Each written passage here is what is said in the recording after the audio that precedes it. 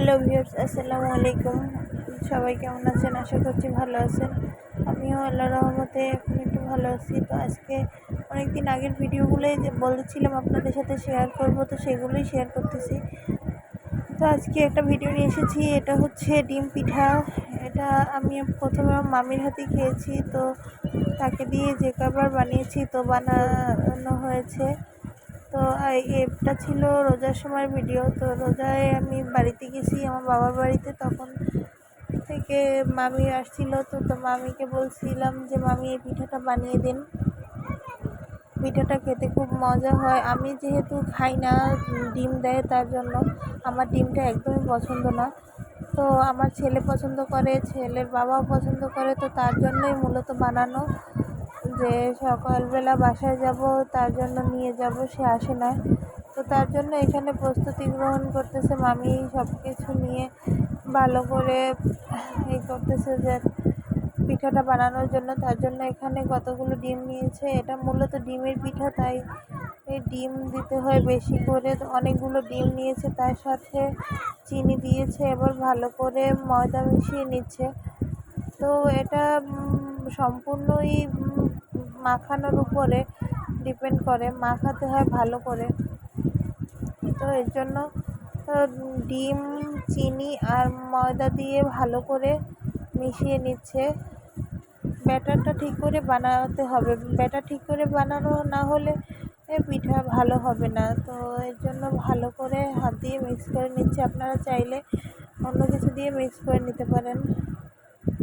তো এরকম ভালো করে মেশানো হচ্ছে, সবগুলো উপকরণ একসাথে ভালো করে মিশিয়ে নিতে হবে, না হলে ভালো হবে না। তো এখানে পরিমাণ মতো চিনি দিয়ে দিচ্ছে, আরও ময়দা যতটুকু লাগে ডিমের সাথে পরিমাণ করে সবগুলো একসাথে মিশিয়ে নেওয়া হচ্ছে। তো এই যে সব উপকরণগুলো একসাথে ভালো করে মিশিয়ে নিতেছে। আসলে এই পিঠাটা নাকি খেতে অনেক মজা। তো ডিম দেয়, এর জন্য আমার অতটা খেতে পছন্দ লাগে না, আমি তেমন একটা খাইও না। খাইনি বললেই চলে, এখন পর্যন্ত খেয়েছি শুধু চারপাশের এইগুলো। তো এই যে পর্যায়ে ভালো করে মেশানো শেষ, এবার একটা কড়াইতে একটা ডিম দিয়ে, দুইটা ডিম দিবে, ডিম দুটোকে একসাথে নাকি উল্টে নিবে। তো এই মূল প্রসেসটাই এখানে এটা যে যত ভালো করে করতে পারবে পিঠাটা নাকি দেখতেও ততটা সুন্দর হবে। এই পিঠার ভিতরে নাকি কালার দেওয়া যায়, কালার দিয়ে আরও ভালো করে আরও নাকি সুন্দর দেখাতে হয় সেরকম বানালে। তো এই যে ডিমটা ভাজা হয়ে গেছে এখানে। তো এখানে কড়াইতে আরও বেশি করে তেল দিয়ে নিচ্ছে, তারপরে এই যে ডিমটাকে গোলার ভিতরে চুবিয়ে তারপরে আবার উঠিয়ে ভাজা হচ্ছে।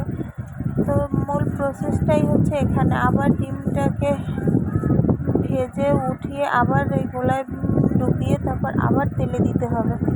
তো যতবার দিবে ততবারই নাকি পিঠাটা ততটাই বড় হবে। তো ভালো, এই যে দেখতে দেখতে পিঠাটা বেশ বড়ই হয়েছে। তো এরকম করে দুটো পিঠা এখানে বানানো হচ্ছে। এই যে এরকমের বারবার ব্যাটারের ভিতরে চুবিয়ে তারপরে উঠিয়ে তেলের ভিতরে আবার দিতে হবে, আবার ভাজতে হবে, আবার দিতে হবে, আবার যে যতবার দিতে পারবে আর যে পিঠাটা ততই বড় হবে, এই যে খেতেও ভালো হবে। তো এই যে যতটুকু পেরেছে ততটুকু দিছে।